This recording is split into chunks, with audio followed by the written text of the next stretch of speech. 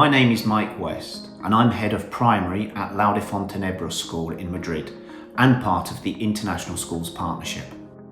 After such a long period of the schools being closed, and regardless of when they reopen, the truth is that at least for some time, they will be very different from what they were before. For this reason, we believe that it is very important for schools to plan to adapt to the new reality.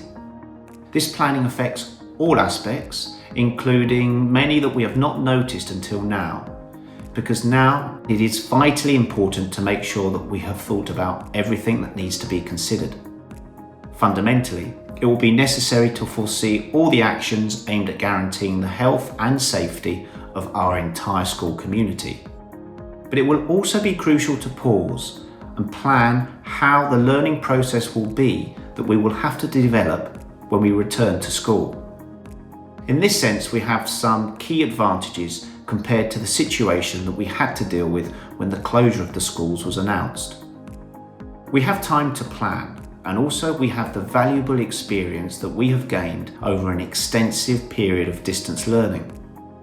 What has worked well, what hasn't, and above all, what parts of the experience that we have accumulated in these months can we take and integrate into daily teaching practice to make learning when we go back to school even more effective.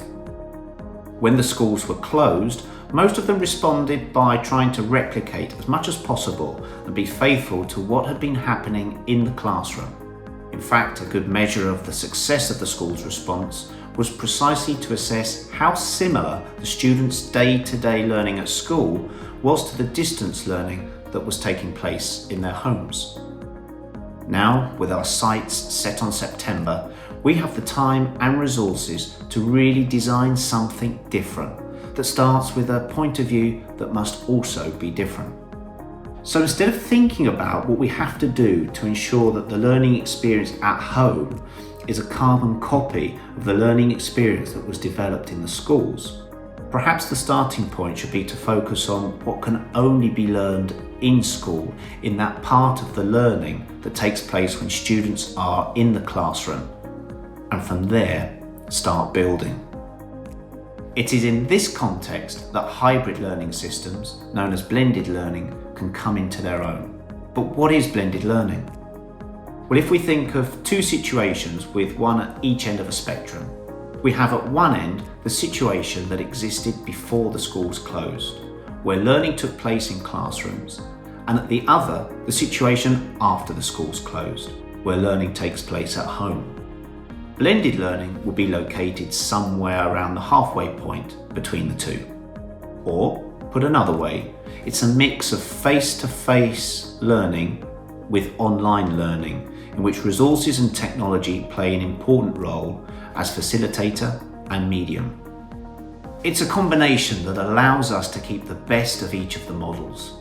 It means that the theoretical content related to learning is available to students outside of class time, allowing them to work and acquire them at their own pace, and dedicate the classroom time with the teacher to do the more practical activities and have these evaluated. Blended learning represents a series of important positive aspects. There is greater flexibility by diverging from the traditional model of 1 hour of class time, one teacher, one subject, one class of students. Secondly, there is greater adaptability by allowing each student to customize their pace and learning context. Thirdly, it also allows prioritizing the practical part of the class, which is developed in person and shared with the teacher, and which is the time when the most questions and difficulties arise for the students. It also allows more active learning to take place. The role of the teacher is not that of someone who simply imparts knowledge, but rather a person who becomes a guide to learning that accompanies the student.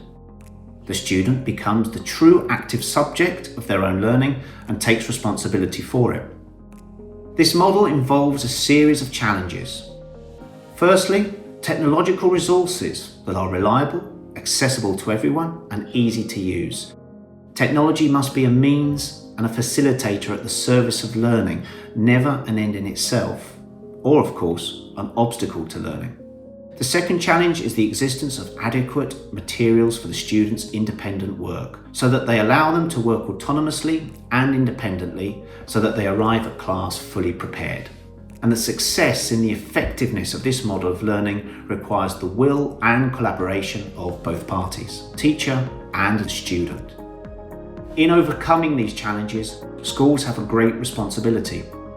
It is we who must decide upon models of learning in which technology is integrated, who must guarantee the existence of quality and adequate resources, and who must invest in the constant training of our staff. And above all, it is the schools who have the responsibility to analyse, anticipate, and guarantee that the best learning takes place in our classrooms, be they physical or virtual.